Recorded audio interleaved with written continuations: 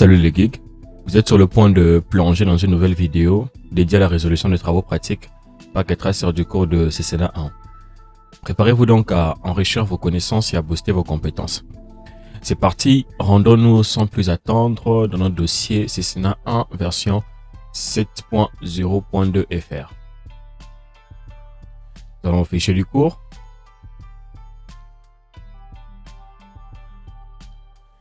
Alors, le fichier du cours particulier que nous cherchons, c'est le fichier du cours numéroté 9.3.4.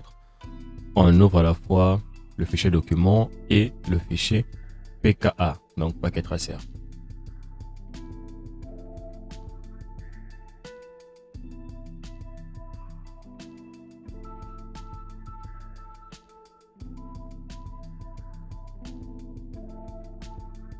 Très bien. Alors c'est important d'afficher ça. Le nom, Code John. Information additionnelle. Je suis très heureux de vous aider.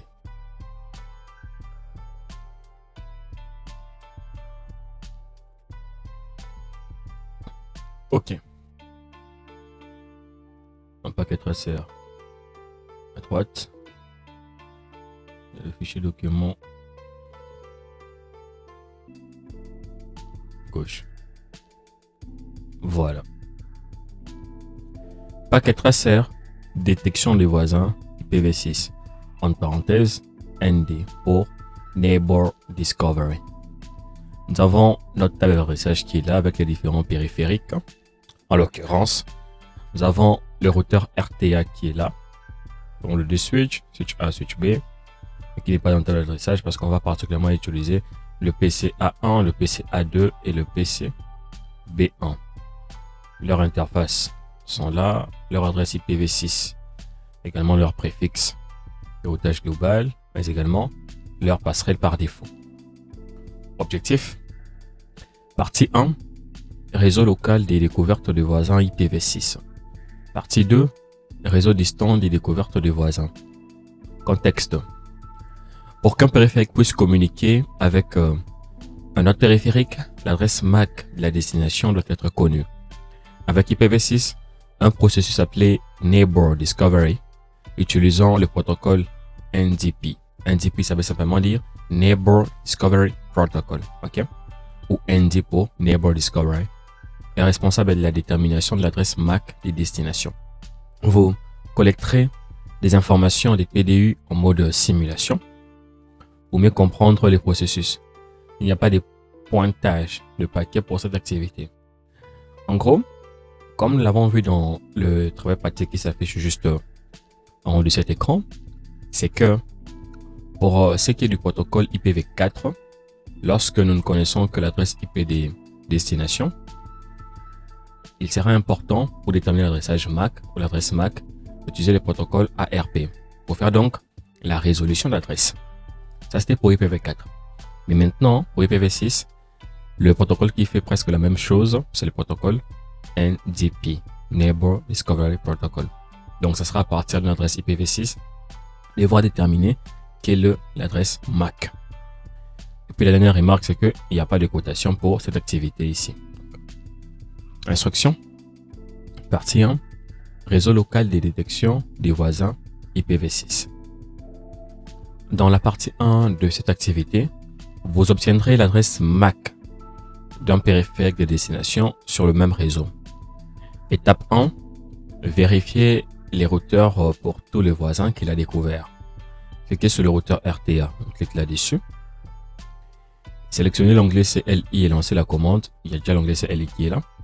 La commande qui doit être lancée, c'est Show IPv6 Neighbors. On clique sur le CLI en question, un petit Enter. Mais on doit commencer à taper cette commande à partir du mode d'exécution privilégié. Ici, nous sommes en mode d'exécution utilisateur. Donc, on fait un petit Enable. On rentre là. Un petit Show IPv6 Neighbors. Enter. On voit qu'il n'y a rien. Ok, ça c'est parfait. Et dans le cas contraire, s'il y a des entrées, on va supprimer ça avec la commande Clear IPv6 Neighbors. Quoi qu'il en soit, je vais taper cette commande. Non. rappelle la commande et puis on tape un petit clear IPv6 neighbors inter.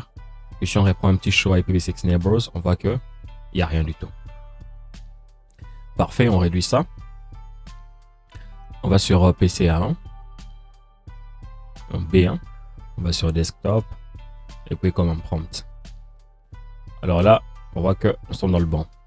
Étape 2, passer en mode simulation pour capturer les événements. C'est cliquer sur le bouton simulation dans le coin inférieur droit de la fenêtre topologie du paquet tracer. Alors si on vient ici, on voit que le mode simulation est là. Ok, on clique là-dessus. Alors ça, on peut réduire ça. Alors D, cliquez sur le bouton afficher tout aucun dans la partie inférieure gauche du panneau simulation. C'est ici en fait, c'est question là Event List Filter, Visible Events. On va effectuer certains filtres des listes d'événements, événements visibles. Maintenant, si on voit que nous avons ICMP version 6 et puis NDP, on doit afficher aucun ou bien none. Alors pour le faire, cliquez sur Show All None une fois. Et puis une fois que vous avez none comme moi, comme ça, c'est parfait. Maintenant, on rentre sur notre PCA1. On va effectuer un ping vers le PCA2. On rentre sur le PCA1. On réduit un peu tout ça. On va effectuer un ping sur le PCA2. Alors, sur notre ping, on va envoyer qu'une seule requête, donc un petit ping -n en 2001 2.db8 2. Non, c'est pas db9, db8 2.acad 2.1 2.2.b fait inter. On dit cela va commencer le processus ping PCA2. Cliquez sur le bouton lire la capture en avant, donc ce bouton ici, donc ça c'est celui-ci, capture then forward, ça c'est celui-ci, capture then forward. Il s'affiche sous la forme d'une flèche pointant vers la droite, vers une barre verticale dans la zone contrôle de lecture. La barre d'état au-dessus des contrôles des lectures doit lire capturer à 150. Ici encore on a rien. Voilà pourquoi on a cliqué sur capture then forward. Si on clique là-dessus, patiente un peu, on va voir ici qu'on aura 150. Okay? Et là le ping est effectué. Maintenant on va aller sur on aura 150 point quelque chose, donc 50.18. Mais l'important c'est d'abord d'avoir 150 ici. On va maintenant aller sur le bouton edit, filter et tout. On va sur IPv6, on va sélectionner deux protocoles, le protocole ICMP version 6 et puis NDP. ICMP version 6 et puis NDP. On ferme. Donc on dit qu'on doit avoir environ 12 entrées dans la fenêtre. Non, on en a quand même plus. Alors on va devoir réduire tout ceci pour bien voir. On va commencer par agrandir. Clique là.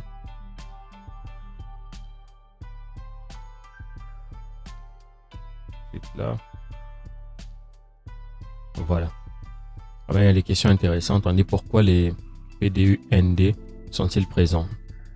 Donc là, on a les PDU ND qui sont là et puis le PDU ICMP version 6. Mais particulièrement, pourquoi est-ce qu'on a NDP qui est là? En fait, la raison, c'est que pour envoyer des paquets ping ICMP version 6 à PC2 que nous avons là, le PCA1 doit connaître l'adresse MAC de la destination. Et maintenant, IPv6 NDP demande ces informations sur les réseaux. Donc, c'est à peu près comme ça qu'on a fait le protocole ARP, n'est-ce pas? C'est qu'on va juste avoir une diffusion. Là, c'était avec ARP, avec IPv4, c'est que le switch A faisait une diffusion sur tous ces ports, sauf les ports entrants, pour devoir collecter les différentes informations sur les réseaux. Pour dire, voilà, moi, j'ai l'adresse IP de destination telle que par exemple 192.68.10.10 et j'aimerais avoir l'adresse MAC de cette adresse IP de destination. Ok, et puis s'il y a un périphérique dans le réseau local qui a la même adresse IP, ces périphériques là, ou le PC en l'occurrence, va renvoyer son adresse MAC. Ok, maintenant c'est un petit peu particulier, c'est que maintenant avec IPv6 c'est la même chose, mais sauf qu'on n'aura pas de diffusion, il y aura de la multidiffusion comme on va voir d'ailleurs. Et pour le protocole qui fait à peu près la même chose que le protocole ARP, c'est le protocole NDP. Neighbor Discovery Protocol. Alors c'est parfait. Cliquez sur le carré dans la colonne type pour le premier événement qui doit être ASMP version 6. Alors le premier événement c'est celui-ci, ASMP version 6. On va cliquer sur cet événement donc. Alors on pousse un petit peu ici. Et étant donné que le message commence par cet événement, il n'y a qu'une PDU sortante. C'est que nous n'aurons ici que outliers. Nous n'aurons pas de inliers. Pourquoi? Bien parce que c'est le commencement de cet événement. Alors sous l'onglet modèle aussi, donc c'est un modèle. Quel est le type de message répertorié pour ICMP version 6? On voit que pour ICMP version 6, ce type là, on dit ICMP version 6 Echo Message Type 128. Ok?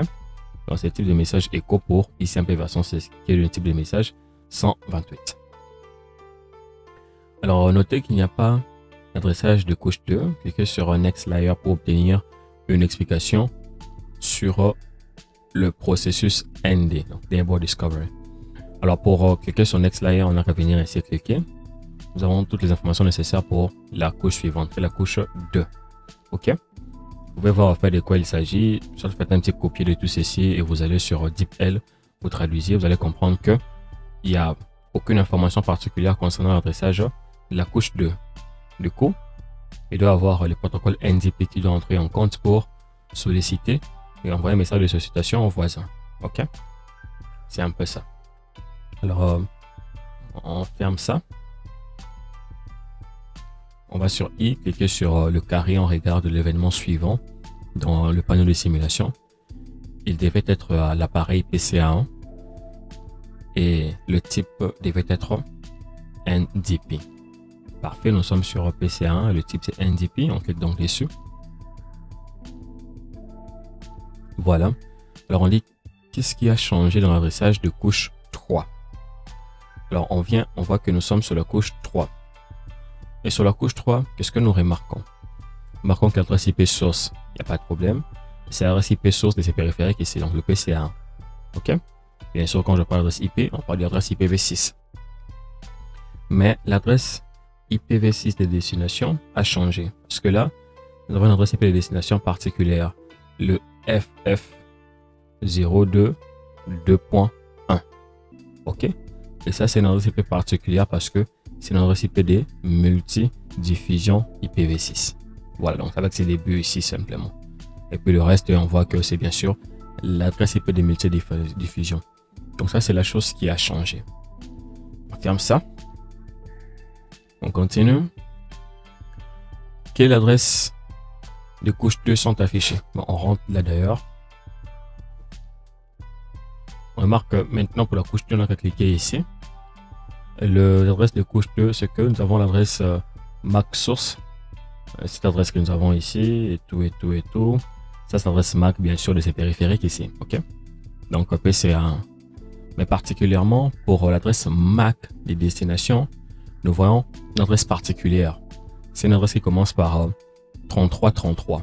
Et notez que, comme on l'a vu dans le cours de CCNA, l'adresse MAC des destinations que nous avons ici, 3333, c'est une adresse MAC des multi-diffusion. Ok? Donc, comme je le répète encore, le protocole ARP faisait la diffusion pour IPv4. Donc, on envoie une diffusion, une trame de diffusion sur tous les ports sauf le port entrant. Là, nous sommes sur IPv4. Et là, on n'avait que de FFFFF partout. Ok? Pour être plus précis, pour IPv6, on ne va pas envoyer une diffusion comme pour IPv4. On va envoyer une multidiffusion. Et maintenant, quelle est l'adresse des multidiffusions que une fois que vous voyez, vous dites cette adresse MAC ici, c'est une adresse MAC de multidiffusion. Et bien, c'est lorsque vous voyez qu'il y a 3333 qui commence. Pour vous dire que non, nous sommes devant une adresse MAC de multidiffusion pour IPv6. Parce que IPv6, il n'y a pas de diffusion. Et pour IPv4, bien sûr, comme on l'avait vu, c'était avec une succession de FFFF. Donc, il y en avait 12. Partout ici, il n'y avait que de F. Ok? Mais pour le MAC, l'adresse MAC pour IPv4, pour IPv6 plutôt, là, nous avons 3333. C'est bon? On ferme ça.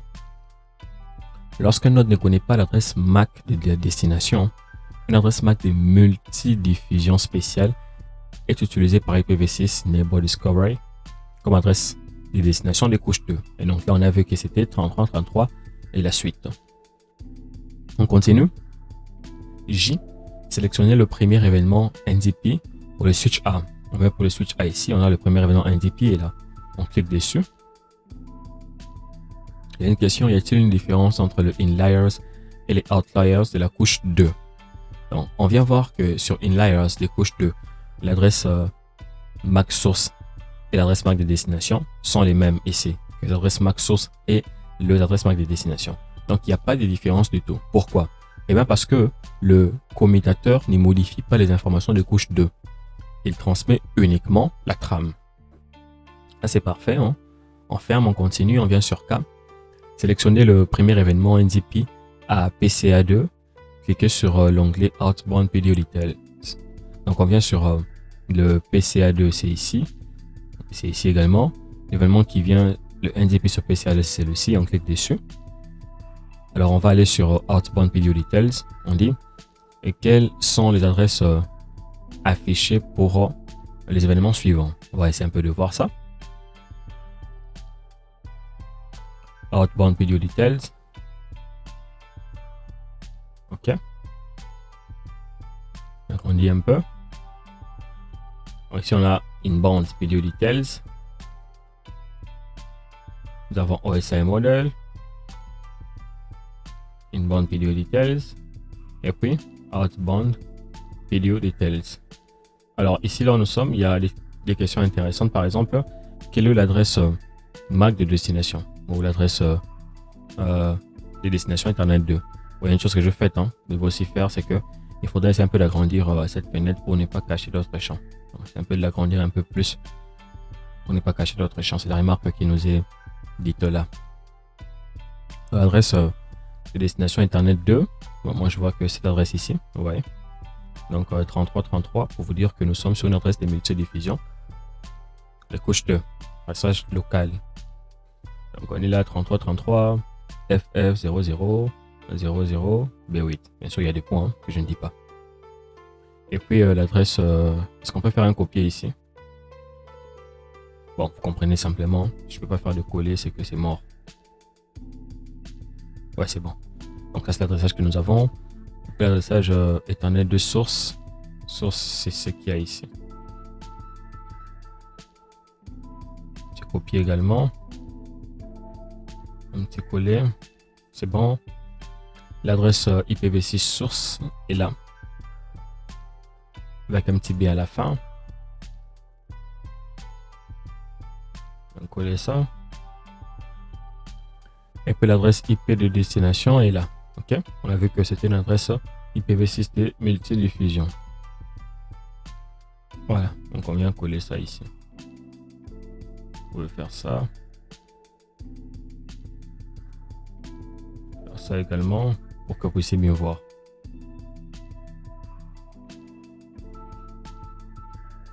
Voilà.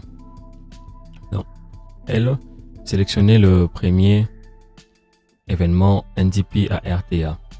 Pourquoi n'y a-t-il pas de couches out? Ça c'est bon ici, donc on ferme ça.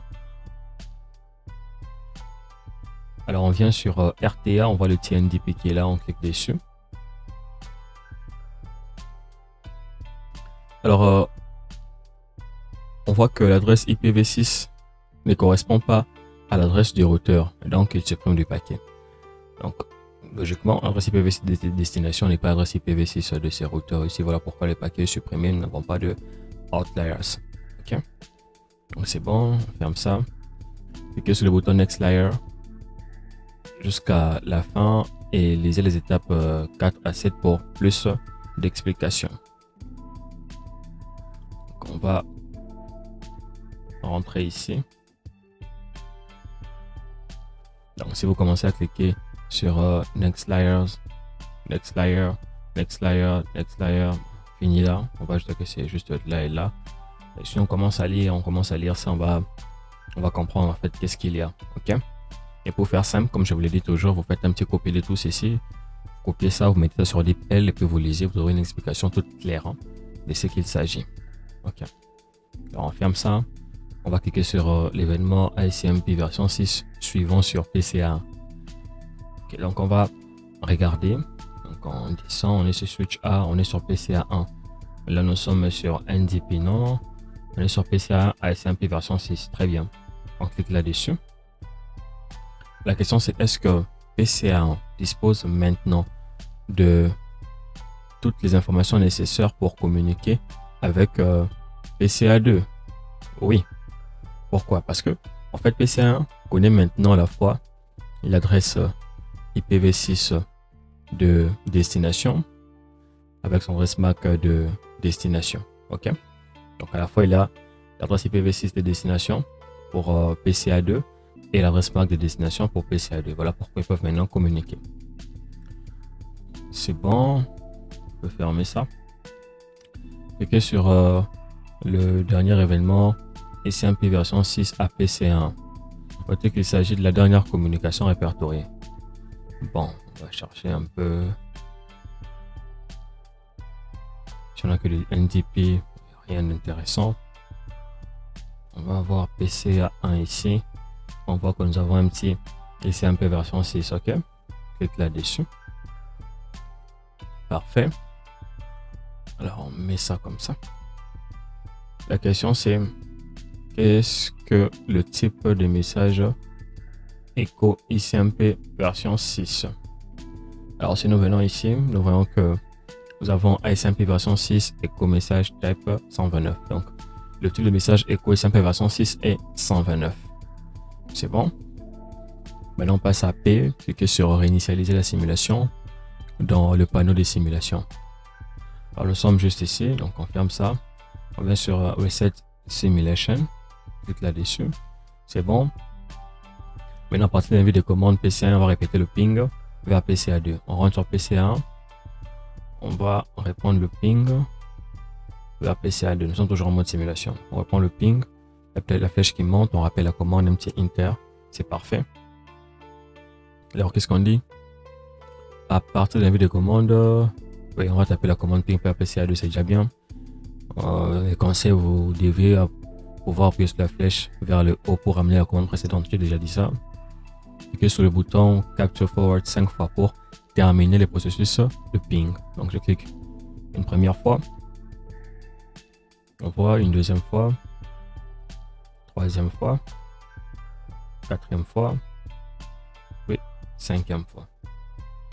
Non, pas là, ici. Voilà. Alors il y a une question qui est là qui dit, pourquoi n'as-tu pas eu d'événement néo-démocrate? Bon, bien sûr vous comprenez que ça c'est une traduction qui contient une erreur de la part de Cisco. Ok, donc on est ici, on dit simplement pourquoi est-ce qu'il n'y a pas d'événement NDP. Ok, donc, il faudra d'abord commencer par remplacer ça par NDP. Hein. C'est important. Et puis il y a une erreur qui s'est posée, c'est que lorsqu'on a appuyé une seconde fois sur ces boutons Capture and Forward, on est allé voir le protocole, on allait toucher à RTA les routeurs. Voilà pourquoi on voit les NDP qui est là. Donc on doit reset la simulation, revenir sur PCA1, rappeler la commande ping que nous avions faite, un petit inter, et puis si le paquet nous revient, on arrête. Donc une fois, deux fois, trois fois, quatre fois, c'est bon. Si on voit un petit OK, donc tout est bien passé. Voilà, on arrête par ici. Comme ça, on ne touche pas les routeurs. C'est très important. Donc, c'est pas forcément que vous devez appuyer 5 fois, comme il a été dit un peu plus là-haut. Donc ça, c'est important. Maintenant, ici, on voit qu'il n'y a pas eu d'événement NDP. Hein. C'est pas un néo-démocrate, quelque chose du genre. Pourquoi? Eh bien, maintenant que le PCA1 connaît déjà l'adresse MAC de PCA2, il n'a donc pas besoin d'utiliser le protocole NDP pour découvrir le voisin. Ok? C'est exactement ce qu'on faisait avec IPv4. Donc, après qu'il y ait la résolution de l'adresse avec le protocole ARP, il n'y a plus l'ARP qui entre en place parce que le PC connaît déjà la destination. Ça, c'était pour IPv4. Maintenant, pour IPv6, c'est pareil. Nous avons le PCA1 qui connaît déjà la destination de PCA2. Donc, on n'a plus besoin d'utiliser le protocole NDP. Ça, pour la partie 1, c'est bien. On vient maintenant pour la partie 2. Réseau distant de découverte de voisins IPv6. Dans la partie 2 de cette activité, vous exécutez des étapes similaires à celles de la partie 1. Sauf dans ces cas, l'ordre de destination se trouve dans un autre réseau local qui est juste là. Observez en quoi les processus de découverte de voisins diffèrent des processus que vous avez observés dans la partie 1. Portez une attention particulière à certains états d'adressage supplémentaires qui ont lieu lorsqu'un périphérique communique avec un périphérique qui se trouve sur un autre réseau. Assurez-vous de cliquer sur le bouton réinitialiser la simulation pour effacer les événements précédents. Ok, on clique là-dessus, c'est bon. Étape 1, capturer des événements pour la communication à distance. A, afficher et effacer toutes les entrées de la table de périphérique voisin IPv6 comme cela a été fait dans l'étape ou dans la partie 1. Ok. Dans la partie 1, qu'est-ce qu'on a fait? On est allé sur le routeur et puis on a tapé clear IPv6 netboard. On va reprendre ça. On va faire un petit show IPv6 netboard. On va reprendre d'abord show. La commande, on voit qu'il y a des informations. Or, on n'a pas besoin de ces informations-ci. On doit réinitialiser. Un petit clear IPv6 netboard inter. Et puis on va cliquer maintenant sur le petit show. Non, clear. Très bien, on va cliquer sur le petit show. On voit qu'il n'y a rien. Très bien. Donc on réduit maintenant ça. C'est bon, on a tout réinitialisé. Passer en mode simulation. Cliquez sur le bouton afficher tout au camp. Dans la partie inférieure gauche du panneau de simulation, assurez-vous que le filtre des listes d'événements visibles affiche au camp. Ok. Là nous sommes sur SMP NDP. On clique sur show all none. On voit qu'il n'y a rien. None. Très bien. On va sur PCA1. On va reprendre le ping, mais cette fois-ci, le ping va un petit peu changer. Donc on reprend le ping qu'on a effectué. Alors là, on regarde ce qui a changé. À la place du B, on a A et puis à la place du 2, on a 1. Donc c'est bon. 2001, 2B8, A4. Ici, on a 2. OK. Et puis ici, on a un petit A. Alors, majuscule, minuscule, c'est la même chose. Je peux faire minuscule, inter. C'est bon. Donc, on va pinguer PCA1 vers PCB1. OK. Cliquez sur le bouton Play Capture Forward qui s'affiche sous la forme d'une flèche pointant vers la droite avec une barre verticale dans la zone contrôle des lectures. Donc, ce bouton-ci. Cliquez une fois, c'est bon. La barre d'état située au-dessus des commandes, la lecture doit indiquer la capture à 150. Voilà, on est à 150, point quelque chose, pas de problème. Le nombre exact peut varier. Maintenant, on va aller cliquer sur le bouton Edit Filter. On est là. On a beaucoup d'événements. On va sur IPv6. On va cliquer sur ASMP version 6 qui est juste là. Et puis, protocole NDP. Et on ferme ça. On voit qu'on a encore beaucoup plus d'événements qui ont été répertoriés. OK. Parfait. On va sur F. Cliquez sur le carré dans la colonne type pour le premier événement qui doit être ASCMP version 6. Étant donné que le message commence par cet événement, il n'y a qu'une PDU sortante. Voilà, on commence par cliquer ici. Voilà, on voit qu'il n'y a que des PDU sortantes, ok? Outliers, on n'a pas des PDU entrantes, inliers. Alors on dit qu'il manque des informations de couche 2 comme il a fait dans le scénario précédent. Donc il n'y a pas d'informations de couche 2 ici, ok?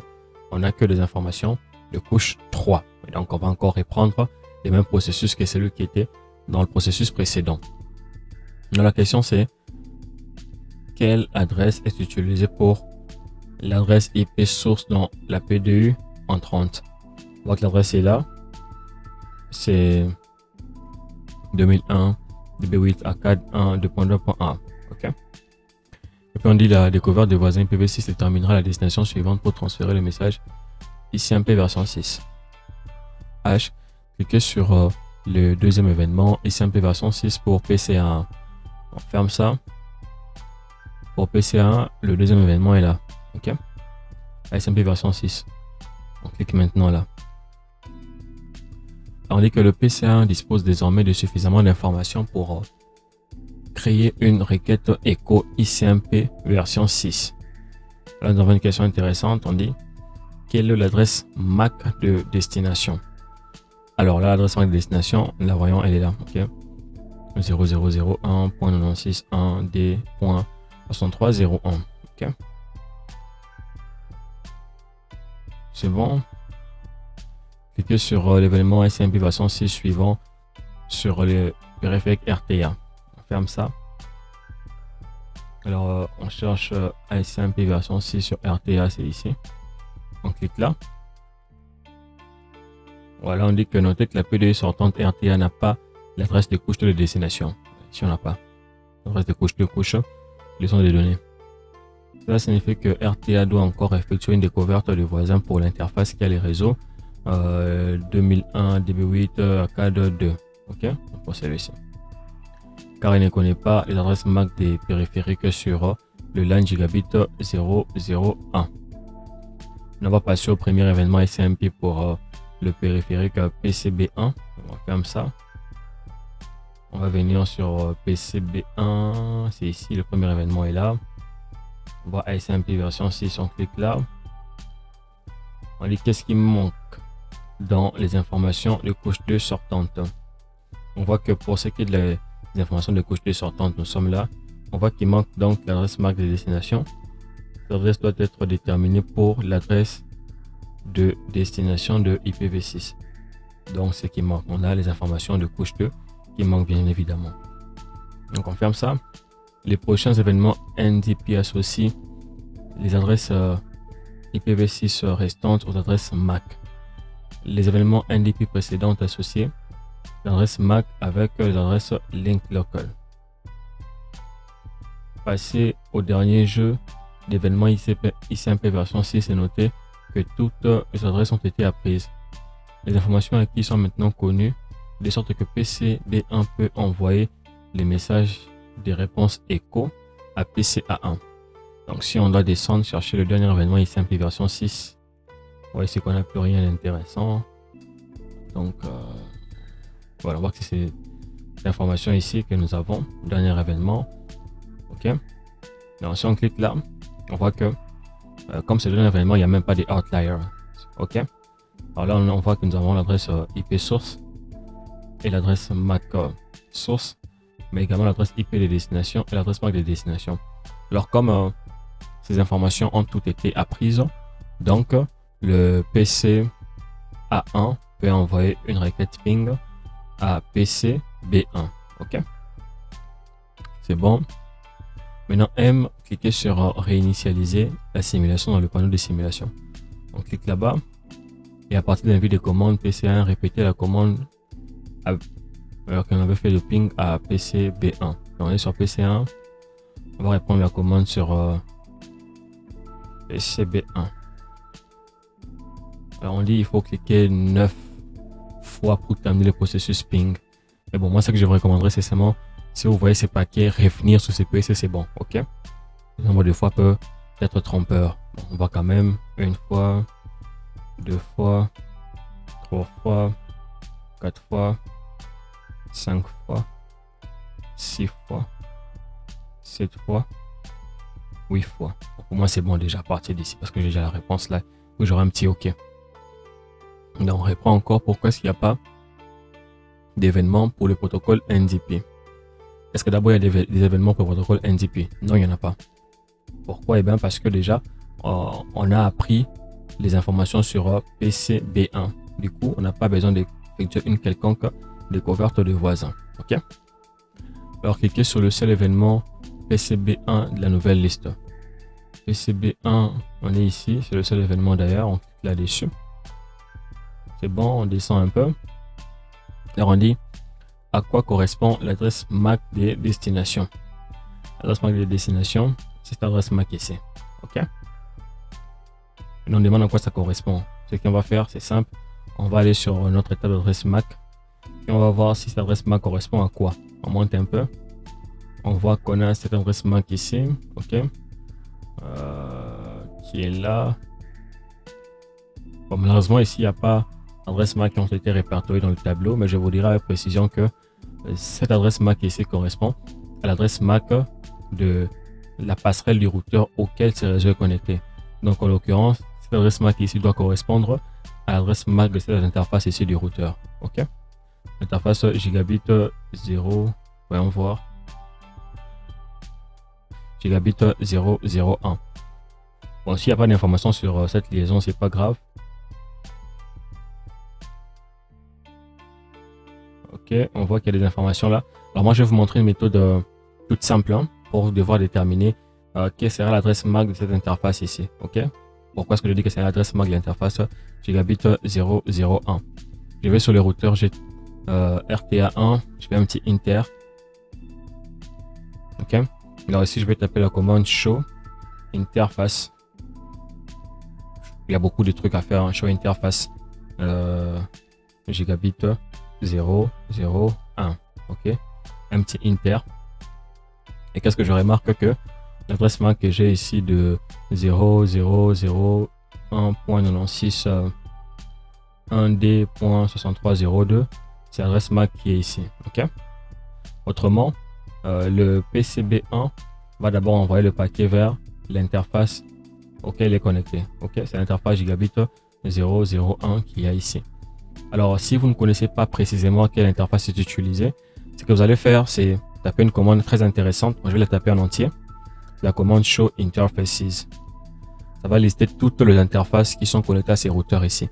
Et puis, vous allez chercher quelle interface a cette adresse MAC ici. Donc, si je fais un petit inter, je vais voir d'abord que je suis à l'interface Gigabit 0000.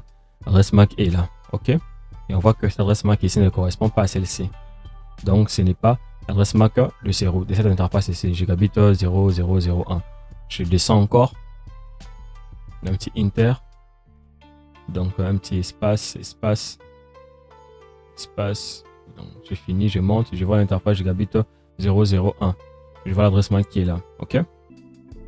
Voilà, donc l'adresse MAC c'est pour l'interface Gigabit 001. Donc là, par exemple, je vous montre que pour le dépannage, la commande show interface peut être très importante parce que là, nous avons l'information intéressante qui nous intéresse ici. L'information intéressante dont nous avons besoin, c'est en l'occurrence l'adresse MAC de cette interface ici. Pour répondre à notre question, parce qu'ici sur la table d'adressage, nous n'avons pas d'adressage MAC. OK? C'est bon. On rentre là où nous étions. Voilà, c'est bon. Alors, nous sommes là, on dit pourquoi PCB1 utilise l'adresse MAC de l'interface du routeur pour faire ses PDU ICMP. Eh bien, étant donné que le périphérique des destinations se trouve sur un autre réseau, PCB1 adresse la PDU à l'interface de la passerelle par défaut, MAC. Donc, les routeurs RTA maintenant va déterminer comment adresser la PDU de la couche 2 pour envoyer cette PDU vers sa destination. Donc, pour faire simple, c'est un peu comme avec l'ARP.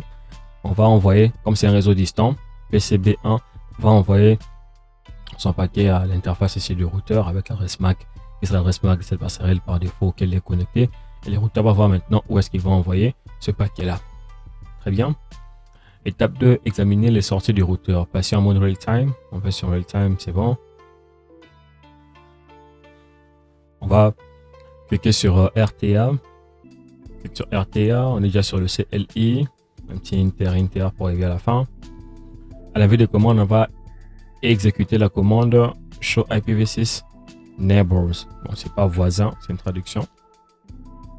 C'est doit être neighbors, quelque chose comme ça. Donc, on fait un petit show IPv6 neighbors. Ok, un petit inter. On veut tout voir. Voilà. Alors, on dit combien d'adresses sont répertoriées. On peut compter pour voir exactement il y a combien d'adresses qui sont répertoriées. Nous avons la première adresse qui est là, la deuxième adresse, troisième, la quatrième adresse. Donc, il y a 4 adresses qui sont répertoriées. On a les adresses des monodiffusions globales qui sont là. Et puis, on a les adresses link local qui sont également là. OK.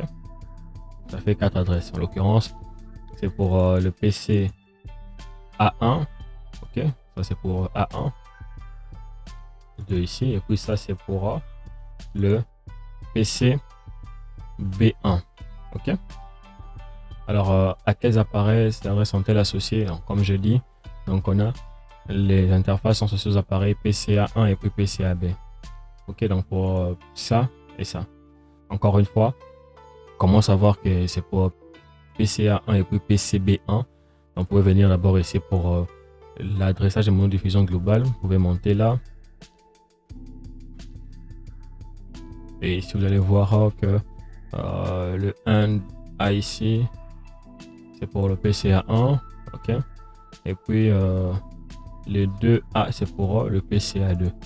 Et puis pour avoir l'adresse que j'ai ici pour l'adresse de PCA1 monodiffusion, link local et le reste ici, le plus simple, ça sera d'aller sur PCA1. Si c'est pour autoriser, vous pouvez faire un petit ipconfig/all. Ok.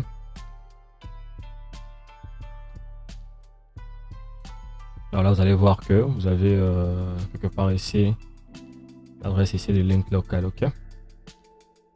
Celle-ci et cette adresse ici. Ok. Nous avons ici.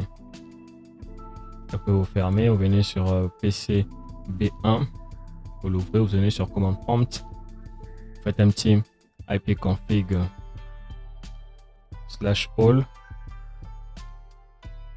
Ok.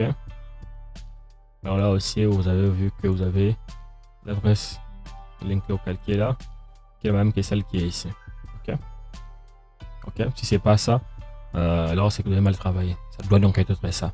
Donc, et puis, le bien avec ipconfig/all, c'est que en un clin d'œil, vous pouvez voir que vous avez ces différentes adresses ici. À la fois l'adresse IP de monodiffusion globale et puis l'adresse de link local, ok, qui sont justement affichées là. Donc, je vous donne quelques commandes de diagnostic pour que vous puissiez aussi les utiliser à bon escient. Donc, ça c'est bon. Alors, on dit il n'y a pas d'entrée pour PCA2 répertorié. Pourquoi pas? Bon, c'est simple. C'est que PCA2 n'a pas encore communiqué avec ses réseaux. Voilà pourquoi le routeur n'a même pas encore enregistré. Alors pour l'enregistrer, ça sera simple. On va faire un ping PCA2 à partir du routeur. Donc on vient sur le routeur que nous avons là. On va faire un petit ping sur PCA2. Un petit ping. Alors PCA2 c'est quoi son adresse IPv6. On monte un peu pour voir. C'est quoi l'adresse IPv6 de PCA2? PCA2, l'adresse IPv6 c'est là, ok. En gros, c'est l'adresse IP. Bon, vous pouvez tout écrire, hein, bien faire comme moi. C'est un peu fainéant, vous copiez ça, vous allez simplement modifier deux petites choses. On a refusé qu'on puisse copier les choses sur ce routeur. C'est aussi être possible hein, que l'administrateur refuse de copier ou de coller. Donc, je vais donc écrire ça en toutes lettres. 2001 DB8 ACAD 1. Puis j'ai un petit B qui est là. Je fais un petit enter. Bon, si vous avez ces problèmes ici, c'est qu'il y a quelque chose que j'ai oublié. Je pense que je peux vous laisser le temps de remarquer. C'est qu'il fallait que je mette deux points. Ok. Ici. Et donc, comme j'ai oublié, exactement, il y a une traduction de cette adresse ici. On pense que c'est une traduction d'un domaine. Alors, quand vous avez ces cas, ça peut être un peu dérangeant. Pour quitter, il faut appuyer sur le touche CTRL SHIFT 9. C'est pour annuler en fait ça. Donc là, je réponds à la commande, mais j'avais oublié un petit 2 points ici. Et non, c'est bon. Ça marche, ok. Alors maintenant que nous avons ça, donc on a pu communiquer avec le PC A2. Donc on a fait le petit ping. On peut reprendre la commande show. D'abord, je commence avec la commande show IPv6 neighbors pour voir le voisin. Oh non, c'est cette commande-ci. Voilà, donc ça sera intéressant.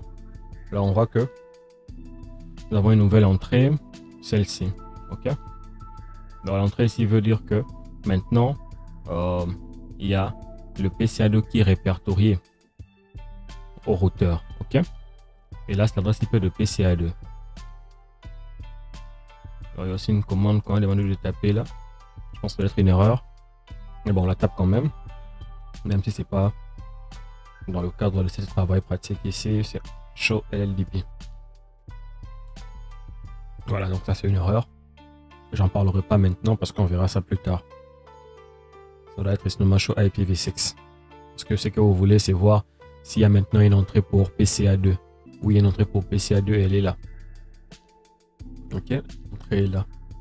Alors, du coup, le commande show LLDP là n'a pas sa raison d'être. Alors, si vous voulez voir s'il y a une erreur particulière, c'est que vous pouvez revenir sur le fichier initial qui va demander de mettre ça en arrière-plan et voir que pour cette question, en fait, c'est exécuter la commande, voilà, nous sommes sur D déjà, on dit voilà, il faut exécuter la commande sur IPv6 neighbors, ok, c'est pas LLDP, donc j'avais déjà modifié, c'est bon. Alors là c'est bon, maintenant on va aller un peu dans les questions de réflexion. Alors on dit par exemple, quand un périphérique nécessite-t-il le processus de découverte de voisins IPv6? Je vous laisse le temps pour réfléchir. Voilà, la réponse est que lorsque l'adresse MAC de destination n'est pas connue. Et donc maintenant on peut commencer les processus de découverte de voisins IPv6. C'est un peu comme ARP pour IPv4. La deuxième question, comment un routeur contribue-t-il à minimiser la quantité de trafic de découverte de voisins IPv6 sur un réseau? Alors là, on voit que le routeur conserve la table des voisins, de sorte qu'il n'a pas besoin d'initier encore un protocole ou un processus NDP pour chaque hôte de destination. Comme l'on a vu qu'avec Show IPv6 Neighbors, on voit qu'il y a une table qui est enregistrée pour ne pas à chaque fois initier ces processus. 3. Comment IPv6 minimise-t-il l'impact du processus ND, donc Neighbor Discovery, sur les réseaux? On voit qu'il utilise une adresse de multidiffusion de sorte qu'une seule poignée d'adresses écoute le message de découverte de voisins. Et puis IPv6 crée une adresse MAC de multidiffusion spécialement conçue qui inclut une partie de l'adresse du nœud. On a vu que cette adresse-là commençait avec 33. Et puis enfin 4. En quoi les processus de découverte de voisins diffèrent-ils lorsqu'un node de destination se trouve sur le même réseau local et lorsqu'il se trouve sur un réseau local distant? Alors, lorsque un node de destination se trouve sur le même segment réseau local, seul le périphérique correspondant à l'adresse IPv6 répond et d'autres périphériques déposent le paquet ou l'abandonnent. Alors, lorsque le périphérique est distant, le périphérique des passerelles, généralement c'est l'interface du routeur, fournit l'adresse MAC de l'interface locale pour l'adresse MAC de destination, puis recherche l'adresse MAC sur les réseaux distants. Et les routeurs placera ensuite la paire, donc quand on parle de la paire d'adresses, on voit l'adresse IPv6, l'adresse MAC, répondant dans la table Neighbored IPv6. C'est encore la même chose sur IPv4 avec le protocole ARP. Donc on a une paire d'adresses, en l'occurrence une adresse IP, peut-être IPv6, IPv4. Mais si nous sommes sur IPv4, on va avoir une adresse IPv4 et une adresse MAC qui a été possible grâce au protocole ARP. Et si nous sommes sur IPv6, nous avons une adresse IPv6 et grâce au protocole NDP, un protocole très intéressant et important pour Neighbor Discovery Protocol.